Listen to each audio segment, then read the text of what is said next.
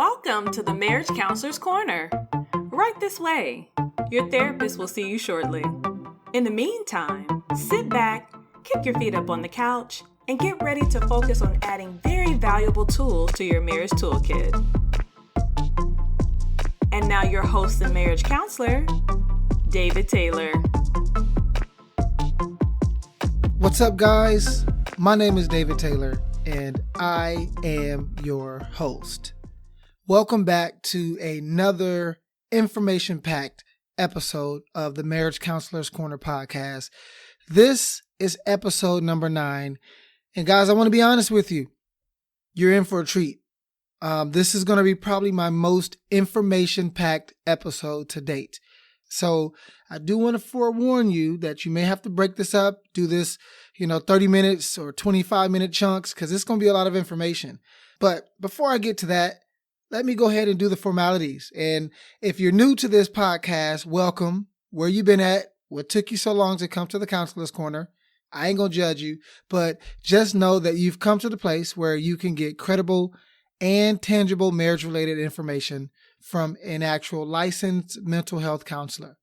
And over the past 19 years of my clinical experience, I have discovered the things that work to make your marriage healthy. So, see these episodes as a masterclass in marriage where I take a psychological and practical approach to marriage enrichment and education.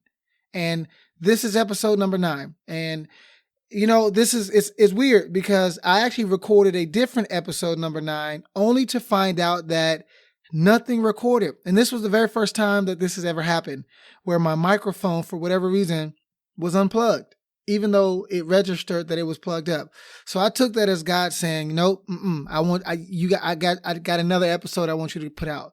So, I'm listening and I'm obedient. So I decided to pivot and I got this episode. This is going to be a banger. I'm telling y'all, this information is going to be very helpful. So I'm going to be discussing a topic that is often not associated with marriage, or even though it is, you don't hear it associated with marriage as much as it needs to. And so my job as a clinician, as a therapist, as a counselor, is to bring this information to the forefront. And remember, I told you guys, the number one reason why marriages fail is ignorance. So we combat ignorance with information and knowledge. Okay, so I'm about to give you guys a lot. And in today's episode, I will be talking about attachment theory. Yes, attachment theory. It doesn't sound sexy, it doesn't sound exciting, but I'm telling y'all this stuff, wait till you hear it. But I'm going to talk about attachment theory and how your particular attachment style impacts how you show up in your marriage, as well as how your spouse's attachment style impacts how they show up in the marriage. And because this is a lot of information, I'm just going to dive right in because, listen, y'all going to be here with me. We're going to just do it together. We're going to get through this together. Now, one word of caution before I get started. Both you and your spouse will most likely show up as having one of these particular attachment styles that I will be discussing. Now, try to be honest with yourself and resist the temptation to see yourself as perfect. I know. Just hear me out. It'll make sense in a little while. We come packaged with the wounds of our past. Now, keep that in mind as you're attempting to evaluate yourself and your spouse. You will be tempted to see yourself in a much better light than how you see your spouse, so resist that temptation. And lastly, you will want to take notes on this information-heavy topic. Trust me, you're going to want to take notes. So you're going to have to spice this up, pause it, write down stuff, go back to it. And chances are one day when we do our exclusive Mastering Marriage membership program, I'm going to do a live teaching where I show you the notes, I show you the data, I show you all the other stuff because this goes deeper. So anyways, for now, we're going to go ahead and get started and listen, just take some notes. Okay. That's all I got to say. Now, what is attachment theory? Some of you guys, I'm sure you have heard about it, and you may be able to kind of recall some of the terms, some of the different attachment styles, but I want to kind of give you some background information on attachment theory, and then I'm going to talk about the 4 different types of attachment, and Then I'm going to leave you guys with just one thing to do, because this type of information is going to be hard to really fix all of it just by itself. You're going to need some really specific things, but I'll give you one place to start. Okay, so let me talk about attachment theory. Now, I'll start at the beginning. Your relationship with your parents or your primary caregivers during your childhood, especially the first 7 years of your life, we call those the formative years of your life. Well, that relationship or those relationships sets the stage for how you will build relationships as an adult. And again, those first 7 to 8 years, those formative years of your life, it's almost like that sets the stage. And then everything after those first 7 to 8 years, it's just building on top of what's already been established in those first few years. Okay. So just keep that in mind. As infants and children, we are extremely dependent on our parents and our primary caregivers. We come out the womb needing everything. Can't do nothing for ourselves, right? We're almost like the few, if not the only animal species that when we come out the womb, if nobody cares for us, we will die. We can't walk, we can't talk, we can't feed ourselves, we can't move. Think of like a baby cow or I don't know, any type of baby animal. They come out and they can walk, they learn to run really soon and they can see and move and not really fend for themselves, but they're able to, they get to make choices that as babies we don't make and we are unable to make. We need our parents and our caregivers for survival.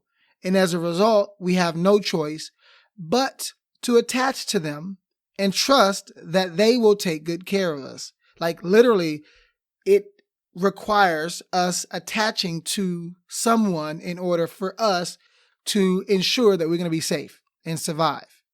Based on how you experience those relationships with your parents or caregivers, you will have one of these 4 attachment styles. Again, there are 4 attachment styles, and based on how you experienced those relationships, whether they were positive, negative, painful, you're going to have one of these 4. So let me tell you the 4 attachment styles first, and then I'm going to go through each of those 4. I'm going to break each of them down, and then we're going to be done. So the first attachment style is called secure attachment. Now, again, resist the temptation to lump yourself into something that sounds good because you want to feel good about yourself, okay? Just want to be honest. Just follow me, walk with me. Let's be honest. We're going to go on this journey together. But the first attachment style is called secure attachment. The second attachment style is called avoidant or dismissive attachment. The third attachment style is called anxious or preoccupied attachment. But you can just call it anxious attachment. And the second one you can just call avoidant attachment. Okay. So the third one is anxious attachment. And then the fourth one is fearful or fearful avoidant attachment. Okay. So you got these 4 attachment styles: secure attachment, avoidant attachment, anxious attachment, and then we have fearful or fearful avoidant attachment. So fearful-avoidant attachment. That's the last one. So 50% of individuals will most likely fall into the secure attachment category. Okay? 50% roughly. And these individuals will be low emotional avoidant, low anxiety in relationships. And again, I'm going to explain what that means. 20% of individuals will fall into the anxious attachment category. And they're going to be low emotional avoidant, but high anxiety.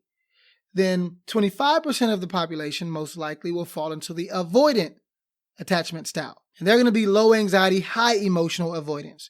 And then 5%, only 5% will show up in the fearful attachment style. And they're going to be high anxiety, high emotional avoidant. Okay. So that's kind of how it works. If you look at this rubric here, it kind of breaks it down and you fit into a particular category. But again, I'm just going through this. If I were doing this live, you would be able to see what I'm talking about and it would make more sense. So just pay attention to what I'm about to say. Now, each of these 4 attachment styles, again, we got secure, we got anxious, we got avoidant, and we got fearful. Each of these 4 attachment styles have certain traits and characteristics that, when understood, can help you to identify unhealthy behaviors in you and in your spouse. This is why this is going to be important to your marriage, because if you know your attachment style, it helps you to understand those behaviors that are unhealthy that may be contributing to the conflict, that may be contributing to the chaos and the dysfunction. And you may not even know it, but once you understand your attachment style, it'll help you understand your tendencies, why you like what you like and why you do what you do, right? It'll also help you understand why y'all argue about certain things, why certain things trigger you, okay? So this is why this stuff is going to be important to you. And if the goal is for you to have a healthy marriage, you will want to know how your marriage is impacted by both you and your spouse's attachment style. So get this information and share it with your spouse if they're not listening to this, okay? Because they're going to want to know their style. You're going to want to know their style. They're going to want to know your style so that y'all can be in unison when it comes to managing these things, okay? So now that I've gotten that out the way, let's go ahead and start with the first attachment style, which is the secure attachment. Now, again, everybody going to want to fit into this because it's the one that sounds the best. And I already said 50% of people most likely will show up in this category. So I know you're going to try to qualify yourself, but, be fair. So let's start with secure attachment. Let's go ahead and talk about the first attachment style. So individuals with a secure attachment come from parents who did not break their trust. That child, so you, when you were a child, you felt safe. You felt seen. You felt known. Your needs were taken care of. If you were crying for a couple of seconds, your parents rushed in there, whether it was mom or dad, and they were able to tend to your needs. They didn't just let you cry it out. Or if you fell, they came and rushed. Or if you were hungry and you couldn't communicate that because you were a baby, they picked up on that and were able to feed you. If you had gas, they burped you. If your diaper was wet, right? But also that means that you felt comfort and valued by your caregivers. You felt protected and safe. So they didn't put you in compromising situations. You weren't on the couch in the middle of them smoking weed or doing drugs and, drunk and in the middle of fighting and domestic abuse. You weren't in those types of situations. And therefore you felt that you could trust your parents. Again, this is not something that you thought about consciously because of course you didn't have those thoughts, but you felt it. You could feel it. And secure attachment, it implies that a person is comfortable expressing emotions openly. Now, remember, I said that an individual with a secure attachment, they're going to have low emotional avoidance and low anxiety, which means that they are okay with expressing emotions. They're not going to avoid emotions, and they're not going to have a lot of anxiety inside of a relationship. Okay? And we'll talk about what that looks like in a minute. But just know for now that secure attachment, it implies that you are comfortable with emotions, opening up, receiving, expressing, hearing, communicating, all those things you tend to be more comfortable with, okay? Again, try not to qualify yourself just because it sounds good. Also, individuals with secure attachment, they don't depend on the responsiveness or approval of their partner, and they tend to have a positive view of themselves and others. So again, they're not dependent on emotional reciprocity. So they reach out and they get maybe rejection or their bid wasn't received. They don't have they're not triggered. They are able to deal with that and process that appropriately. Okay.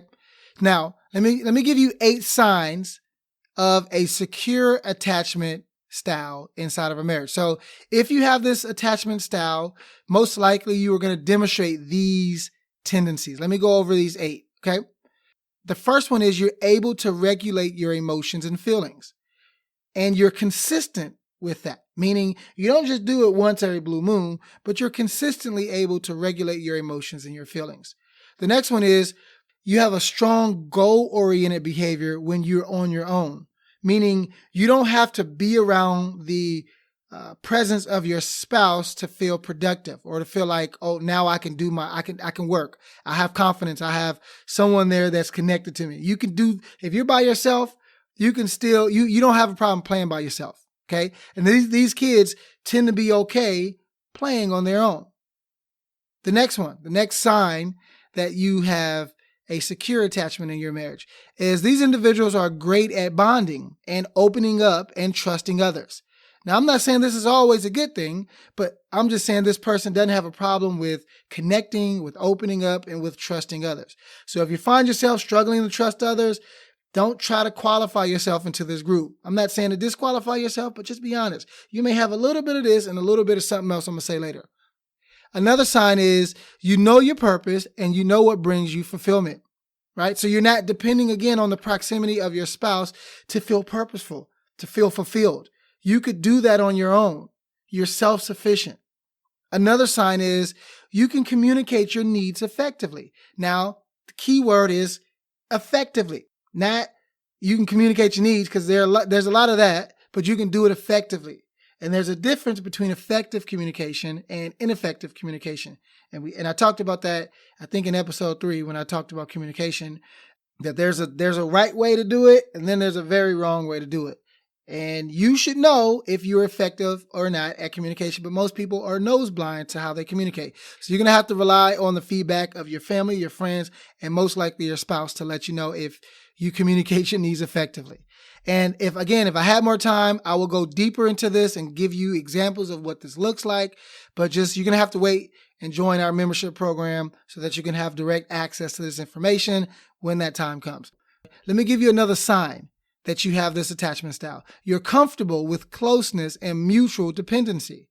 So meaning you don't get uncomfortable when you're close with someone. You don't feel weird. You don't feel awkward. You're comfortable. And you're okay with mutual dependency, meaning you're okay with someone depending on you and you depending on them.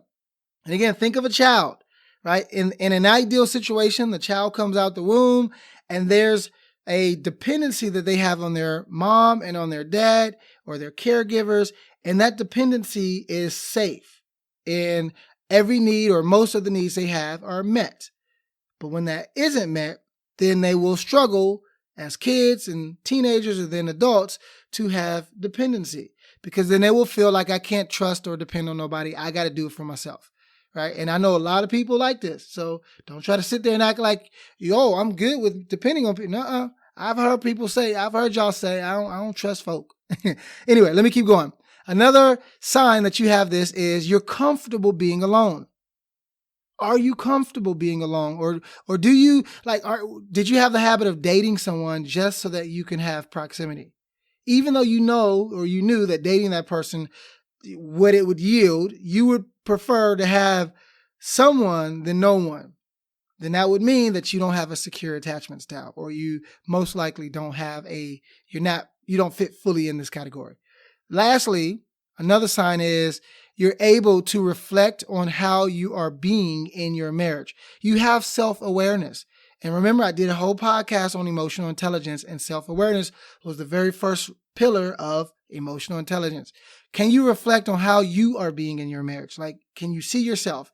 Can you see your flaws? Can you see the areas where you struggle? And are you able to be honest about that? Okay? If so, then you most likely have a secure attachment style inside of your marriage.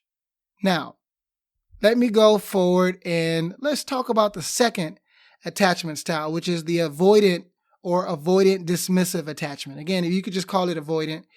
Typically for kids, they will call it avoidant. For adults, they will call it dismissive.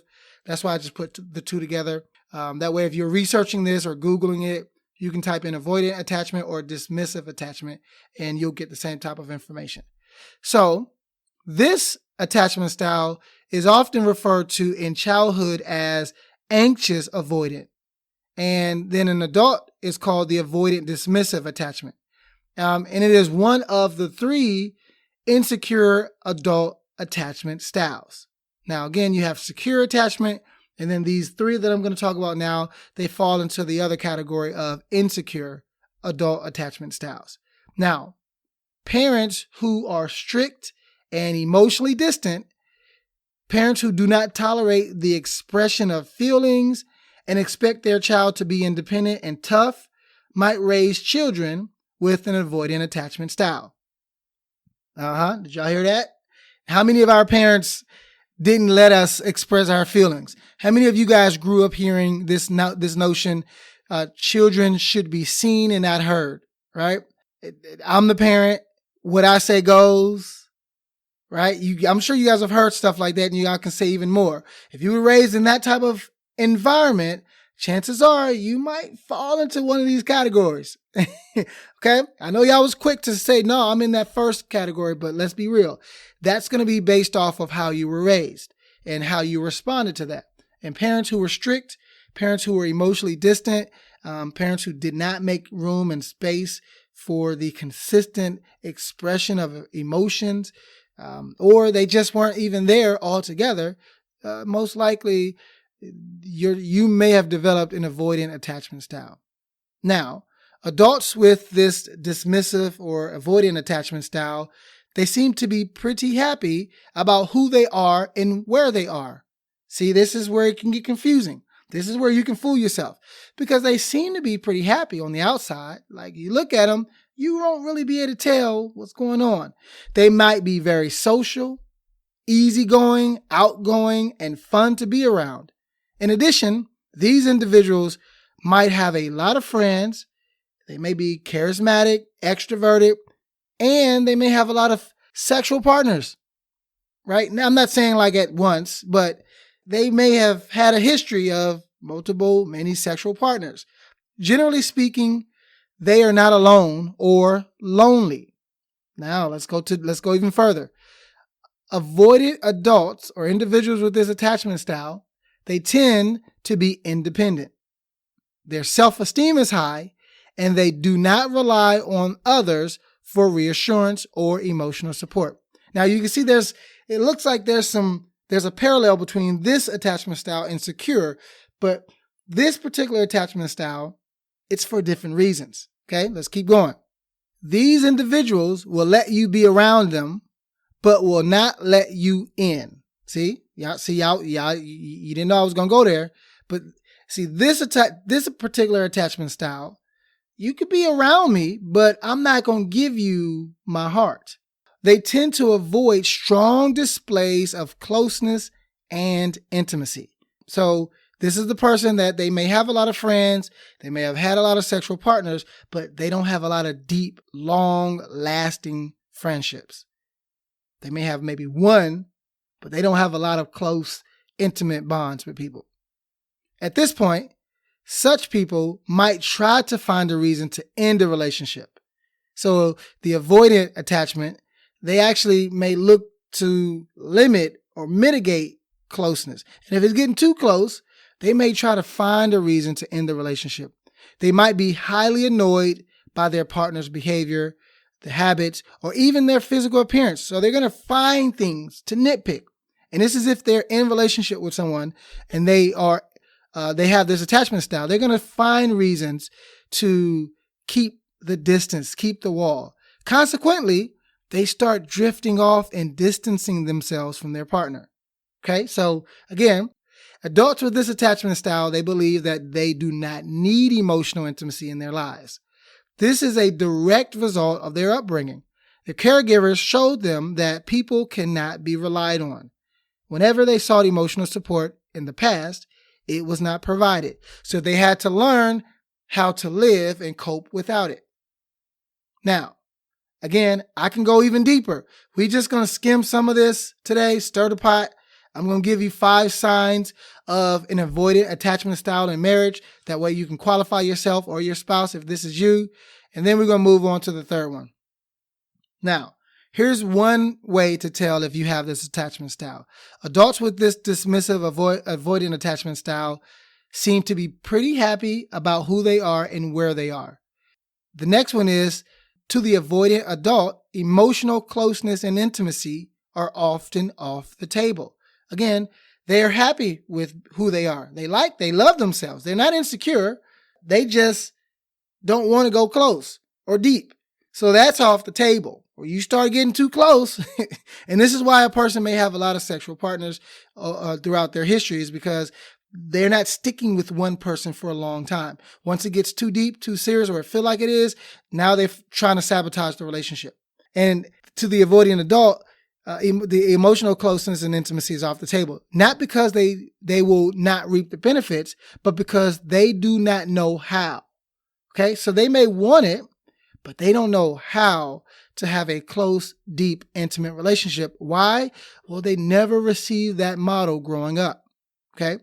So the third thing is such individuals might invest in their professional development.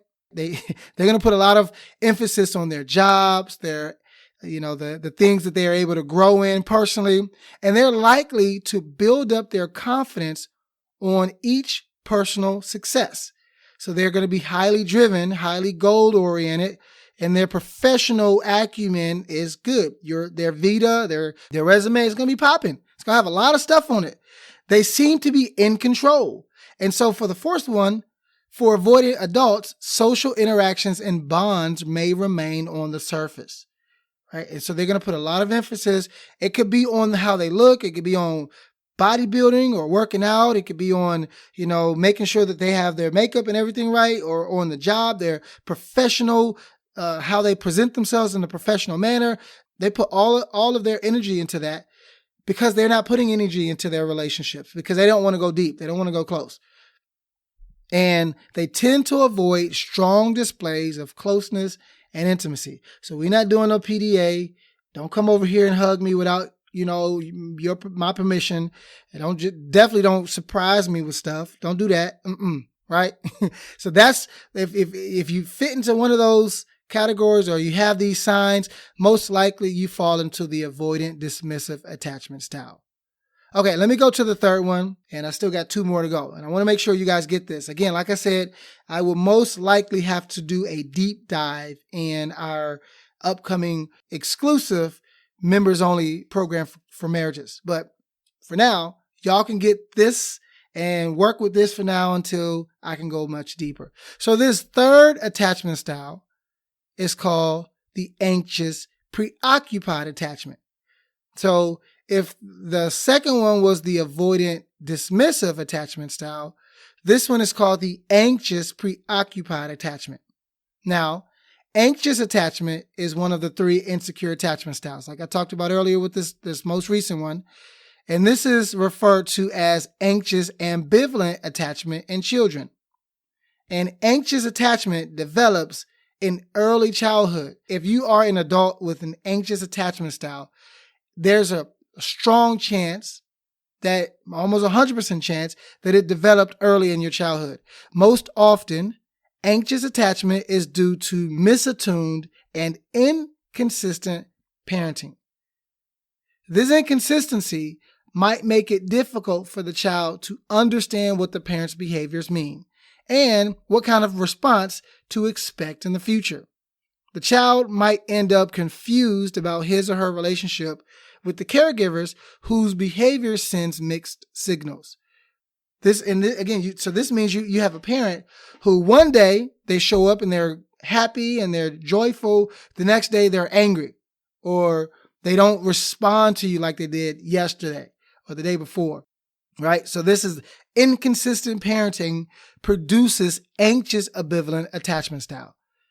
Another factor that is linked to the development of an anxious ambivalent attachment style in children is the so-called emotional hunger of the caregivers.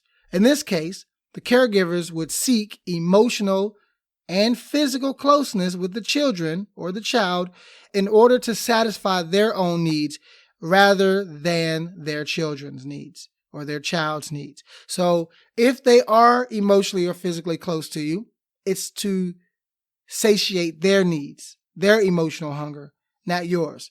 And so you end up leaving that interaction empty and unseen, overlooked, unheard, because they were selfish.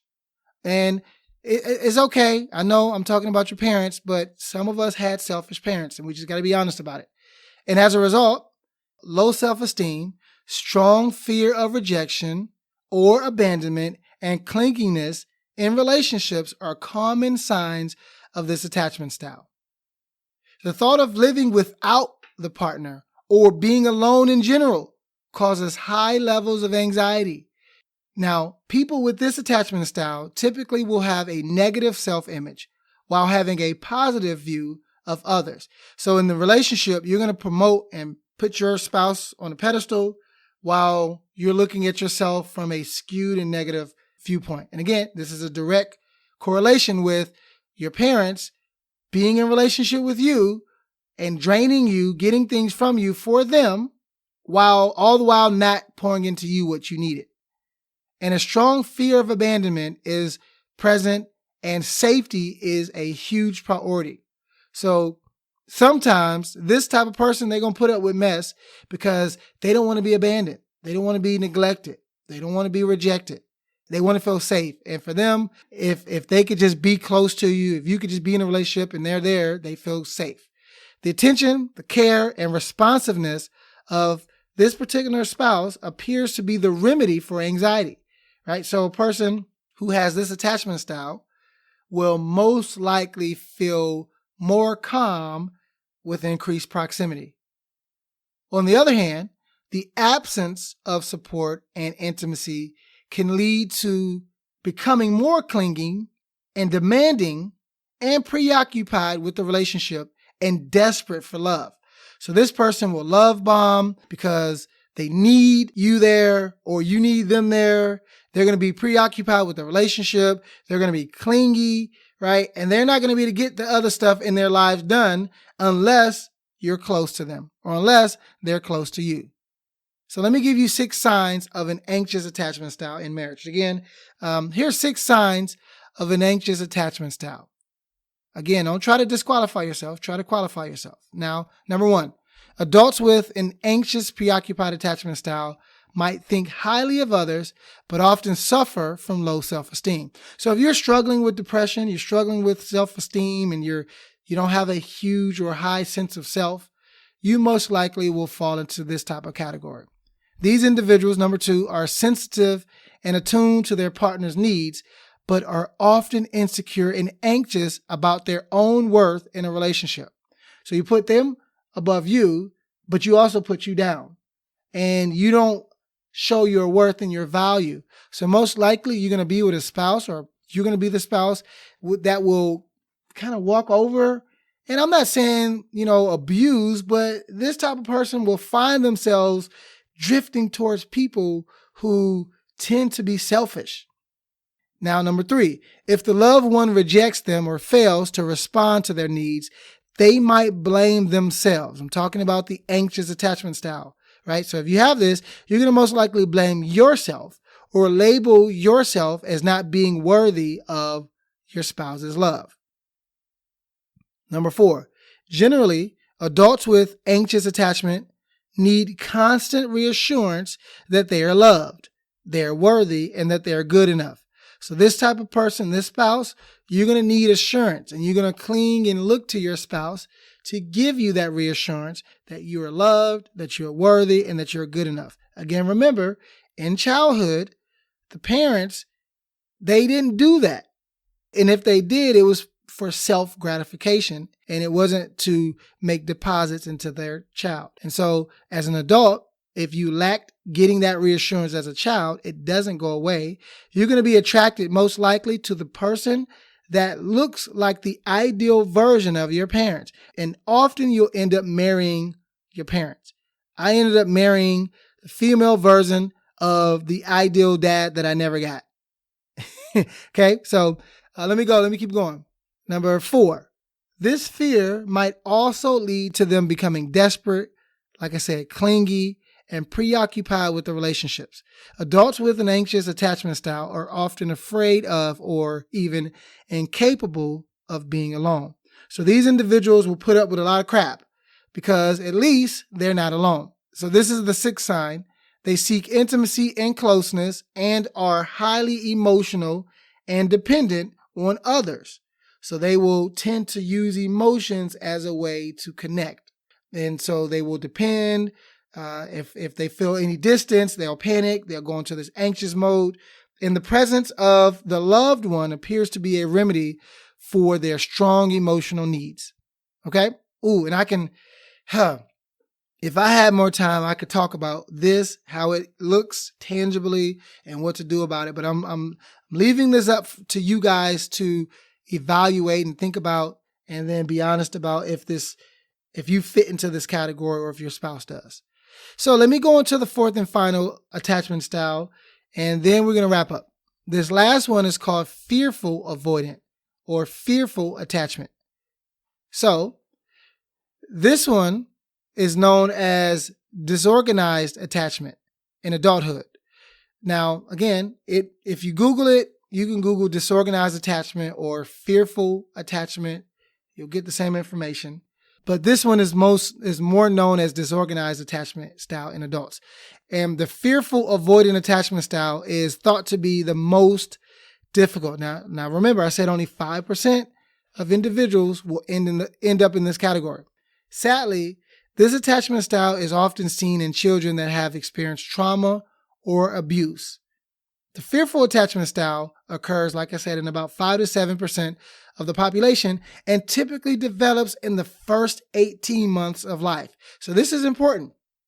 This stuff, you would think that it happens over the first few years, but it happens over the first 18 months. And during this formative period, a child's caregiver may have behaved chaotically or in a bizarre manner. Sometimes the parent could have even behaved aggressively towards the child, causing the child to see them as scary.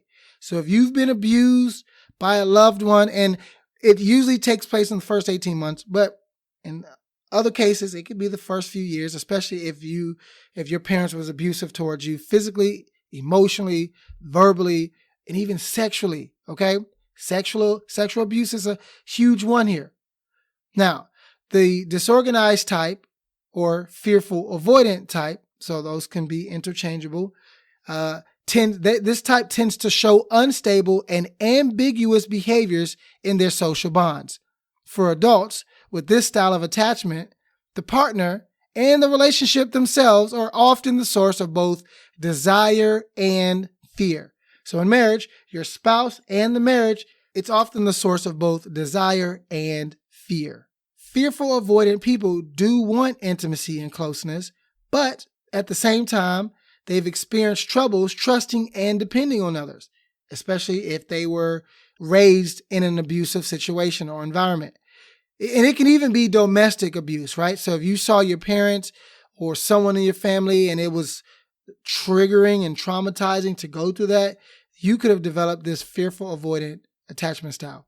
Now, these individuals do not regulate their emotions well. So if you are someone that gets triggered quickly and you go from 0 to 10 in a situation that really requires maybe a 2 or a 3, but you go from 0 to 10, you might want to evaluate whether or not you got a little bit of this in you, because they don't regulate their emotions well and they avoid strong emotional attachment due to their fear of getting hurt. Because remember, most likely they dealt with some type of trauma, some type of chaos, some type of abuse as a child. Now, let me give you 8 signs of a fearful attachment style and how it shows up in marriage. The first one is they tend to have a negative view of both themselves and others. So they can be hypercritical. They can always have some complaint. They're comparing and contrasting, but they have a negative view of themselves and others. Number 2, they are at a higher risk of developing mental health issues, such as substance abuse, delinquent or aggressive behaviors, and abuse on their own children. So if you've ever found yourself veering towards abuse towards your child, and I know y'all ain't gonna tell nobody, but if you know if that's you, then this is most likely a reason why. Number 3, these adults expect and are waiting for the rejection, the disappointment, and the hurt to come. So they're anticipating the other shoe to drop. Because again, growing up in an abusive environment, they did not know if today was going to be the day that daddy came home drunk, or if tomorrow was going to be the day that mommy came home high and just completely let her boyfriend do whatever he wanted to them, right? They didn't know. So they had to constantly be on guard. And as adults in relationships, they're constantly on guard, waiting for the other shoe to drop, waiting for the rejection, the disappointment, the hurt, the argument, the conflict, the judgment, something. They're waiting for it. Number 4, they want to be loved, but they also are afraid to let anyone in. So similar to some of the earlier attachment styles. But in this one, they want it, but they're afraid to let anybody in. Why? Because again, growing up, the person that was supposed to love you the most and protect you the most did not. Okay?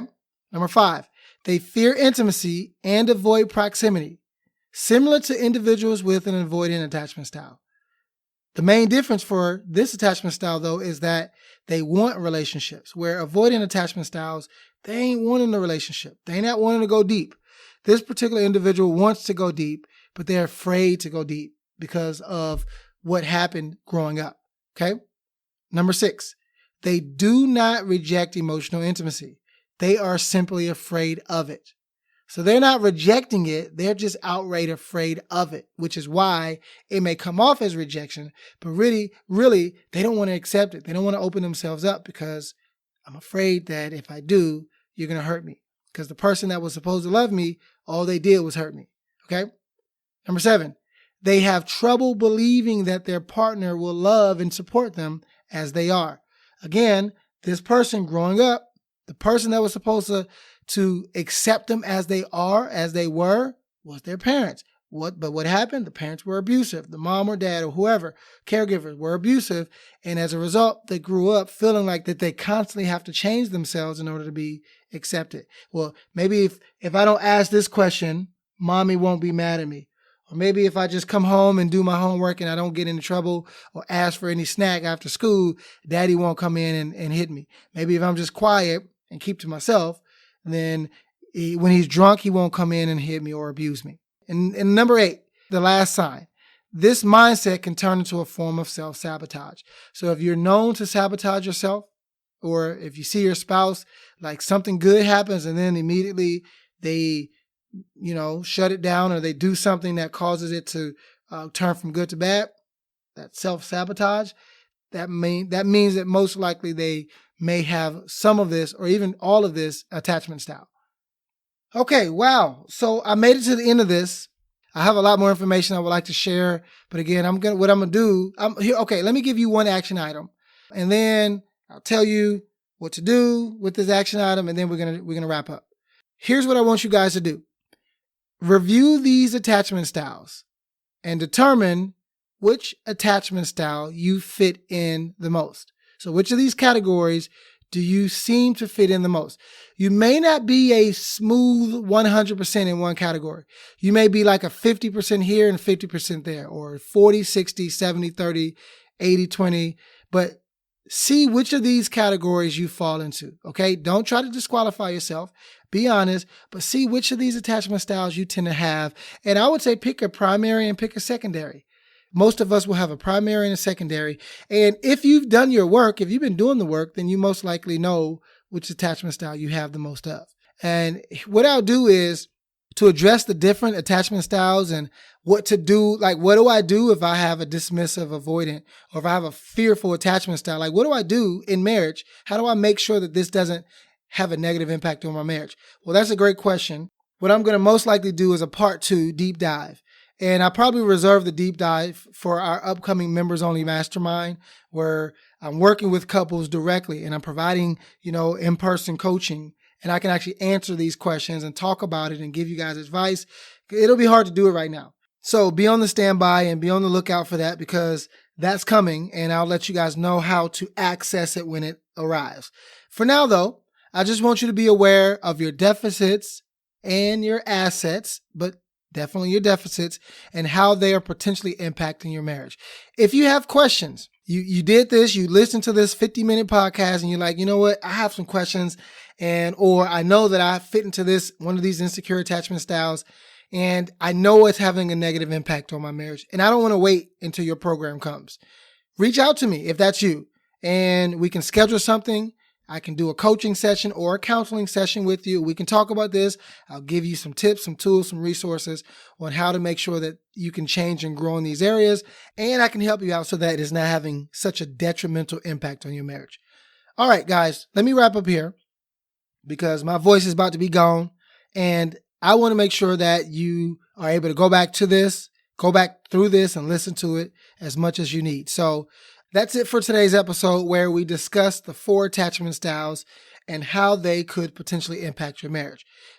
Actually, I spoke more so about the attachment styles and how they show up in your marriage than how they can impact your marriage. That'll have to come at a later time. I do really appreciate the fact that you joined me here for another session in the Marriage Counselor's Corner.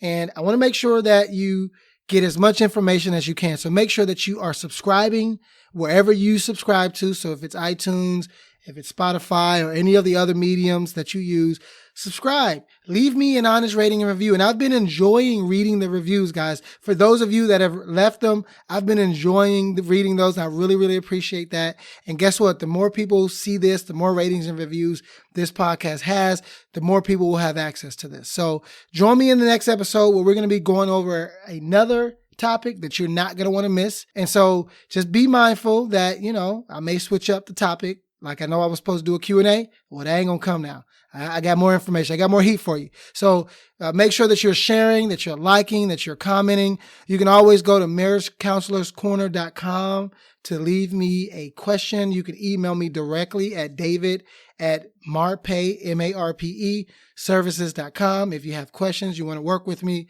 hit me up. Y'all know how to find me. Otherwise, I'm going to see y'all in another week. So be safe, be strategic, stay focused, stay out of trouble, and I'll talk to y'all soon. Deuces. Thanks for stopping by for your seat on the couch at the Marriage Counselor's Corner. Remember, go to marriagecounselorscorner.com to schedule your next session. Also, don't forget to subscribe to this podcast so that you never miss a session. We look forward to having you back on the couch soon. Bye-bye now.